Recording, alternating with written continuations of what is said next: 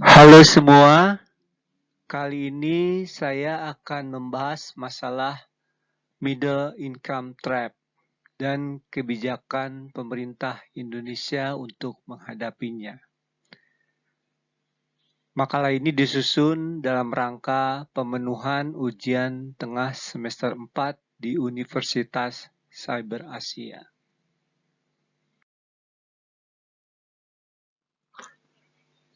Middle income trap atau perangkap pendapatan menengah adalah suatu fenomena di mana negara-negara dengan pendapatan menengah sulit untuk naik ke kategori pendapatan tinggi. Negara-negara yang terjebak dalam perangkap ini menghadapi tantangan dalam mencapai pertumbuhan ekonomi yang berkelanjutan dan meningkatkan kualitas hidup masyarakatnya. Salah satu faktor penyebab middle income trap adalah rendahnya daya saing dan inovasi ekonomi. Negara-negara ini mungkin telah berhasil mencapai pertumbuhan awal dengan memanfaatkan sumber daya alam atau tenaga kerja murah. Akan tetapi mereka kesulitan untuk beralih ke sektor ekonomi yang lebih maju dan bernilai tambah. Kurangnya investasi dalam riset dan pengembangan serta rendahnya kualitas pendidikan dan keterampilan tenaga kerja juga dapat menjadi hambatan. Selain itu, middle income trap juga dipengaruhi oleh masalah struktural dalam perekonomian. Beberapa negara terjebak dalam pola pertumbuhan yang tidak berkelanjutan, seperti ketergantungan pada sektor ekonomi tertentu, atau ketimpangan regional yang signifikan. Masalah korupsi, regulasi yang kompleks, birokrasi yang lambat, serta kurangnya akses ke pasar dan pembiayaan juga dapat mempersulit negara-negara dalam mencapai pertumbuhan ekonomi yang berkelanjutan. Untuk menghindari middle income trap, negara-negara perlu menerapkan kebijakan ekonomi yang tepat. Hal ini meliputi peningkatan investasi dalam pendidikan dan pelatihan, pendorong inovasi dan pengembangan teknologi, serta reformasi struktural yang bertujuan untuk meningkatkan daya saing dan iklim bisnis. Penting juga bagi negara-negara tersebut untuk mendorong diversifikasi ekonomi, mengurangi ketergantungan pada sektor industri tertentu, serta meningkatkan kualitas institusi dan tata pemerintahan. Middle income trap sebenarnya bukan fenomena yang mudah diatasi, dan setiap negara memiliki tantangan dan konteks yang berbeda. Namun dengan kebijakan yang tepat dan fokus pada pertumbuhan berkelanjutan, negara-negara dapat melampaui perangkap ini dan mencapai tingkat pendapatan yang lebih tinggi.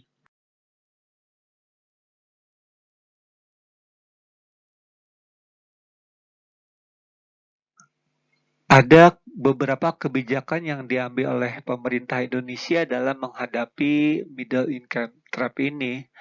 Yang pertama adalah kebijakan fiskal, di mana kebijakan fiskal mengacu pada tindakan-tindakan yang diambil oleh pemerintah terkait dengan pengelolaan pendapatan, pengeluaran, dan utang negara.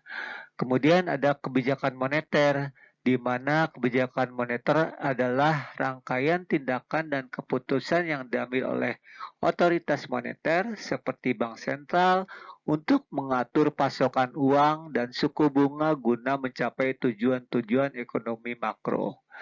Lalu ada kebijakan utang luar negeri, yaitu kebijakan yang merujuk pada keputusan dan strategi yang diambil oleh pemerintah suatu negara terkait dengan penggunaan utang dari pihak luar negeri sebagai sumber pembiayaan.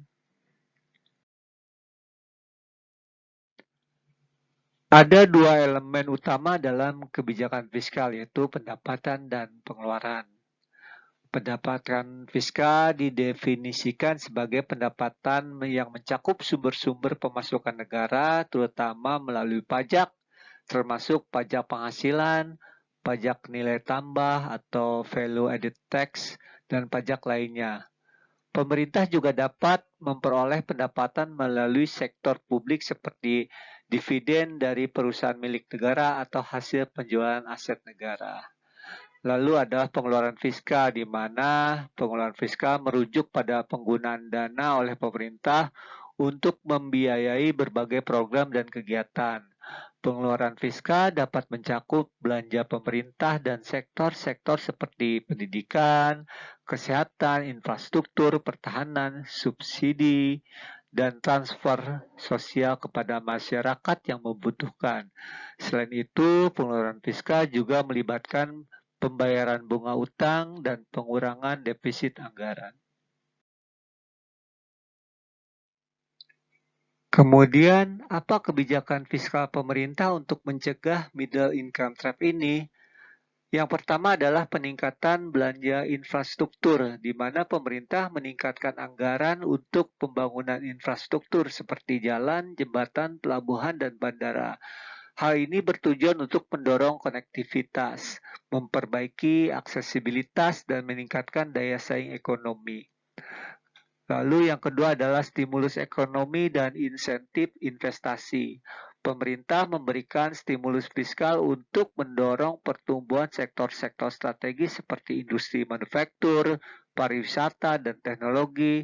Selain itu, pemberian insentif pajak dan kemudahan investasi juga dilakukan untuk menarik investasi dalam negeri maupun asing. Kemudian yang ketiga, penguatan sektor pendidikan dan pelatihan. Di sini pemerintah meningkatkan alokasi anggaran untuk pendidikan dan pelatihan guna meningkatkan kualitas sumber daya manusia. Hal ini meliputi program pengembangan keterampilan, peningkatan akses pendidikan yang berkualitas, dan pengembangan kurikulum yang relevan dengan kebutuhan pasar kerja. Kemudian yang keempat adalah reformasi perpajakan. Pemerintah melakukan reformasi perpajakan untuk meningkatkan penerimaan pajak, memperluas basis pajak, dan memperbaiki efisiensi sistem perpajakan. Tujuannya adalah untuk meningkatkan sumber pendapatan negara yang dapat digunakan untuk membiayai pembangunan dan program-program ekonomi.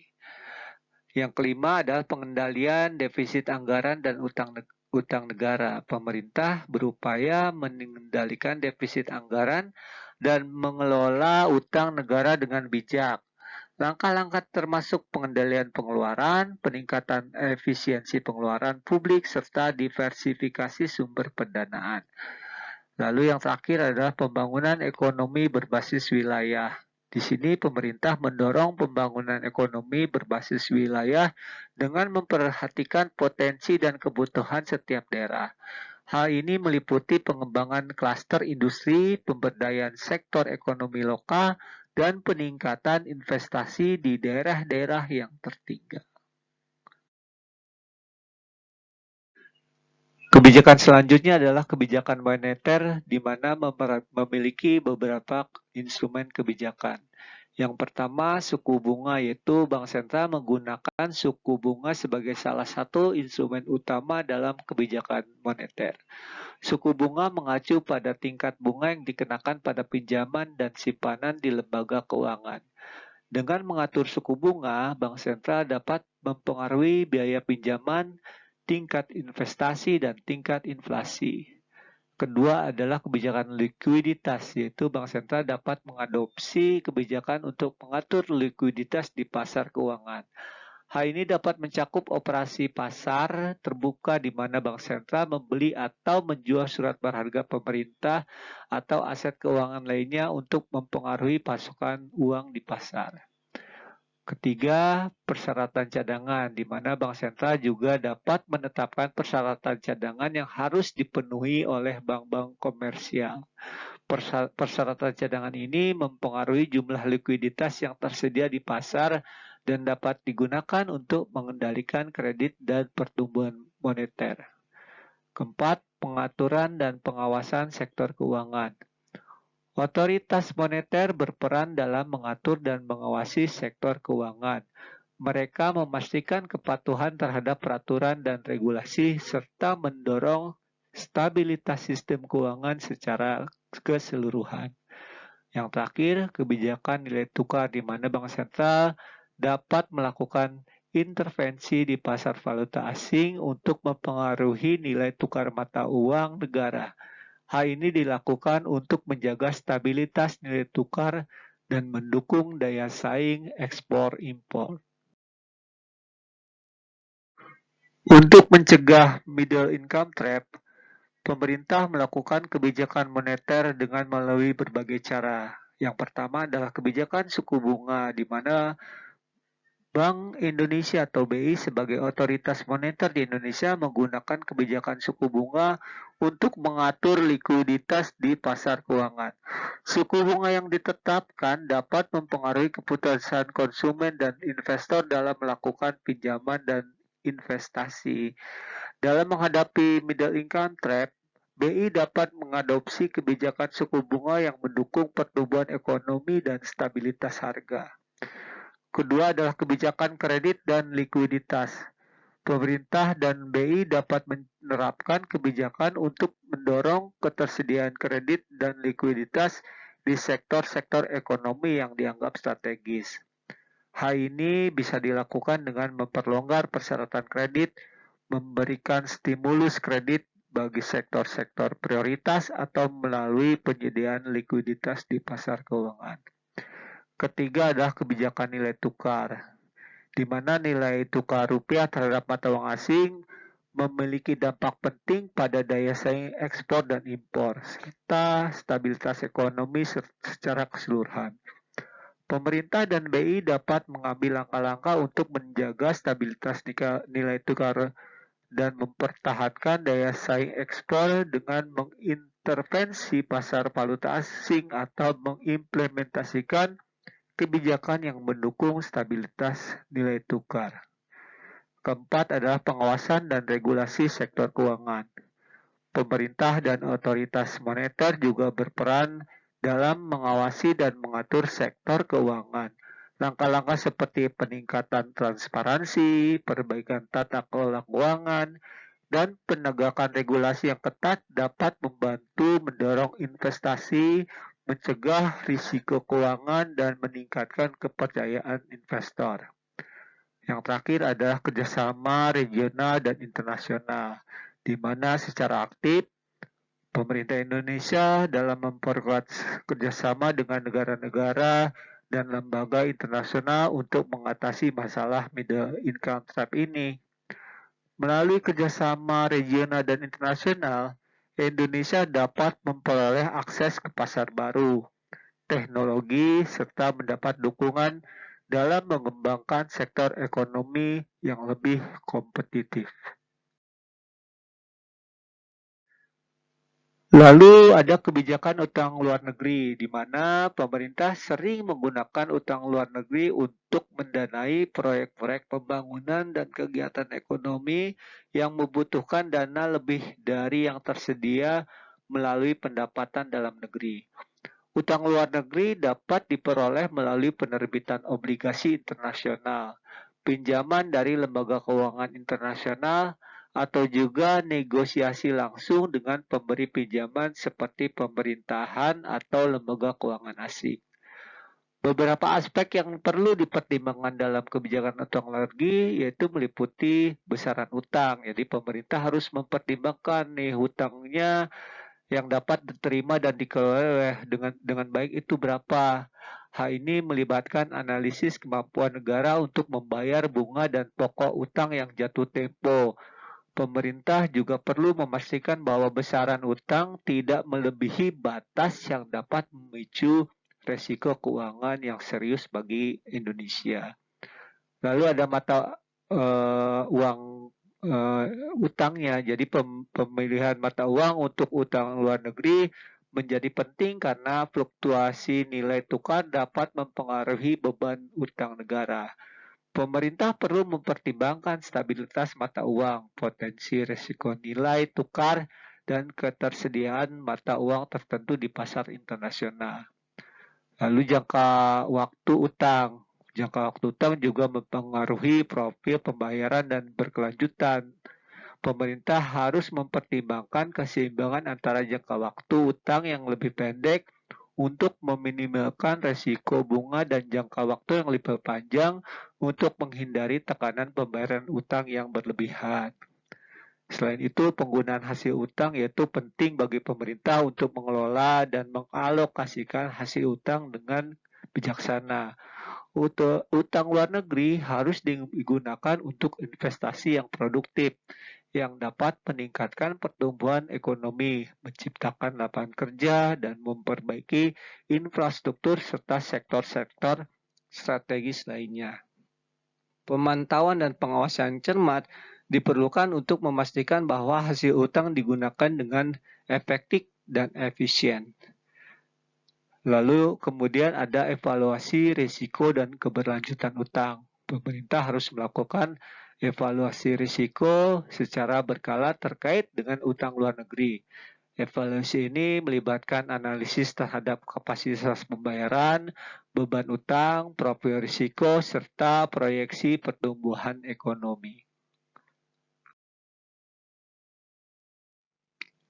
Dalam rangka mencegah middle income trap, ada kebijakan utang luar negeri pemerintah Indonesia yang dijalankan, yaitu pengelolaan utang yang bijaksana. Pemerintah Indonesia memperhatikan pengelolaan utang dengan cermat untuk menghindari risiko keuangan yang berpotensi memperburuk kondisi middle income trap. Kemudian penggunaan utang untuk investasi produktif. Jadi pemerintah Indonesia cenderung menggunakan utang luar negeri ini untuk mendanai proyek investasi produktif yang dapat meningkatkan produktivitas, daya saing, dan pertumbuhan ekonomi jangka panjang. Selanjutnya, peningkatan transparansi dan akuntabilitas. Jadi pemerintah Indonesia meningkatkan transparansi dan akuntabilitas dalam pengelolaan utangnya. Hal ini termasuk pengungkapan informasi yang memadai mengenai kondisi keuangan negara, tingkat risiko utang, risiko keuangan, serta penggunaan utang dan hasilnya. Lalu ada diversifikasi sumber pembiayaan. Itu pemerintah Indonesia berupaya untuk mendiversifikasi sumber pembiayaan dengan tidak hanya mengandalkan utang luar negeri saja, akan tetapi juga menggali sumber pembiayaan domestik dan sumber pembiayaan alternatif lainnya. Lalu yang terakhir adalah evaluasi terhadap risiko dan keberlanjutan utang, di mana pemerintah Indonesia melakukan evaluasi terhadap risiko dan berkelanjutan utang luar negeri. Evaluasi ini juga melibatkan analisis terhadap kapasitas pembayaran, beban utang, profil risiko, serta proyeksi pertumbuhan ekonomi.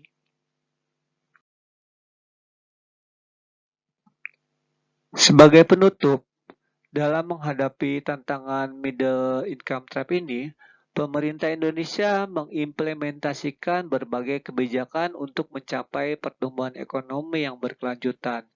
Kebijakan fiskal untuk memperkuat infrastruktur, mendorong investasi, dan meningkatkan kualitas pendidikan. Sementara itu, kebijakan moneter digunakan untuk mengatur suku bunga, likuiditas, dan mengawasi sektor keuangan guna mencapai stabilitas harga dan pertumbuhan ekonomi yang seimbang. Selain itu, pemerintah juga mengadopsi kebijakan utang luar negeri yang bijaksana dengan memperhatikan besaran utang, mata uang utang, jangka waktu utang, dan penggunaan hasil utang. Kombinasi dari kebijakan fiskal, moneter, dan utang luar negeri ini menjadi penting dengan mendorong pertumbuhan ekonomi yang berkelanjutan dan meningkatkan demi menghindari middle income trap ini. Kebijakan fiskal dan moneter bekerja bersama-sama untuk mencapai stabilitas makroekonomi, menjaga inflasi terkendali, dan meningkatkan daya saing ekonomi. Sementara itu, kebijakan utang luar negeri yang bijaksana memungkinkan pemerintah untuk memperoleh dana tambahan yang diperlukan guna membiayai proyek strategis dan pembangunan tanpa menghadapi resiko keuangan yang berkelebihan. Dalam mengimplementasikan kebijakan fiskal, moneter, dan utang luar negeri, pemerintah Indonesia perlu memperhatikan prinsip-prinsip pengelolaan yang baik seperti transparansi, akuntabilitas, pengendali risiko, dan pemantauan yang cermat terhadap kinerja ekonomi. Kerjasama antara lembaga pemerintah, bank sentral, dan sektor keuangan juga menjadi kunci dalam menjalankan kebijakan yang konsisten dan efektif. Dengan menggabungkan berbagai kebijakan tersebut, diharapkan Indonesia dapat mengatasi middle income trap ini dan mencapai pertumbuhan ekonomi yang berkelanjutan serta inklusif, mendorong peningkatan kesejahteraan masyarakat dan mencapai status sebagai negara berpendapatan tinggi. Oke, sekian. Terima kasih dari saya. Semoga makalah ini dapat bermanfaat bagi kita semua.